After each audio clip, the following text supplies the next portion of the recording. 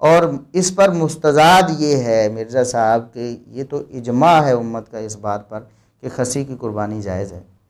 آپ نے تو یہاں اجماع امت کی بھی مخالفت کری۔ ویسے تو صحابہ کرام کے بارے میں بھی اور شاتم رسول کے بارے میں بھی، قادیانیوں کے بارے میں بھی اور موسیقی کے بارے میں بھی بہت سارے معاملات میں آپ نے اجماع امت کی مخالفت کی ہوئی ہے۔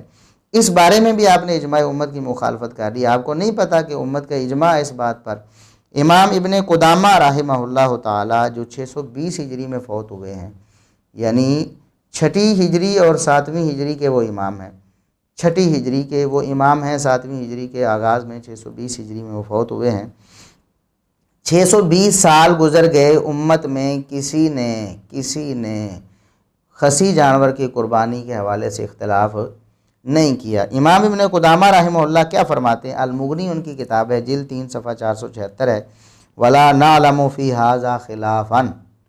مرزا صاحب امام ابن قدامہ فرماتے ہیں وَلَا نَعْلَمُ فِي هَذَا خِلَافًا، ہمیں اس حوالے سے کوئی اختلاف معلوم نہیں ہے کہ کسی مسلمان نے کبھی کسی خصی جانور کی قربانی کے حوالے سے اختلاف کیا ہو کہ یہ مکروہ ہے یا یہ ناجائز ہے، نہیں ہونا چاہیے۔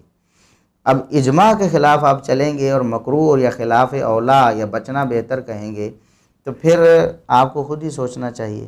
ہم تو دعوت فکر دیتے ہیں آپ کو مرزا صاحب کہ یہ جو ساری باتیں ہیں، یہ جو دوغلی پالیسیاں ہیں، یہ جو آپ کا قرآن کریم کا غلط پڑھنا ہے، یہ جو ترجمے غلط کرنا ہے، یہ جو ائمہ دین پر بہتان باندھنا ہے، انہیں قرآن کی تحریف کا مرتکب کہنا ہے، اور کبھی دوغلی پالیسی اپناتے ہوئے پھر ان کی تعریفیں کرنا ہے، اور کبھی آنے والی روایت مدلس کی قبول کرنا ہے، اور کبھی جو ہے نا اس کو جو امام المدلسین آپ کے بقول ہو اس کی روایت کو بھی صحیح قرار دینا ہے۔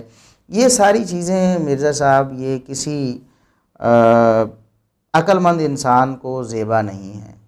آپ ایسا نہ کریں، آپ ان چیزوں پر نظر ثانی کریں، ہماری ریکویسٹ سمجھیں۔ ہمیں آپ سے کوئی دشمنی نہیں، اللہ جانتا ہے ہمیں آپ سے کوئی دشمنی نہیں۔ ہم آپ کے لیے دعائیں کرتے ہیں، اور صرف آن دی کیمرہ نہیں، آف دی کیمرہ بھی دعائیں کرتے ہیں کہ اللہ رب العزت آپ کو ہدایت نصیب فرمائے۔ اور ہمیں امید بھی ہے، امید رہنی چاہیے اللہ کی رحمت سے، مایوس نہیں ہونا چاہیے۔ آپ کے جو سننے والے ہیں انہیں بھی غور کرنا چاہیے کہ یہ ساری باتیں جب ہم دلائل سے سامنے رکھتے ہیں تو ان پر غور کیوں نہیں کرتے۔ آپ بھی غور کریں اور حق جو ہے اس کو آپ تسلیم کر لیں۔ انشاءاللہ دنیا آخرت کی عزت اسی میں ہے کہ انسان حق کو قبول کر لے۔ اللہ رب العزت ہمیں قرآن و سنت پر کاربند رہنے کی ہمیشہ توفیق عطا فرمائے، اسی پر ہمارا خاتمہ ہو جائے، اور اللہ رب العزت قیامت کے دن ہمیں اپنے انبیاء، شہداء اور صالحین نیک لوگوں کے ساتھ ہمارا حشر فرمائے۔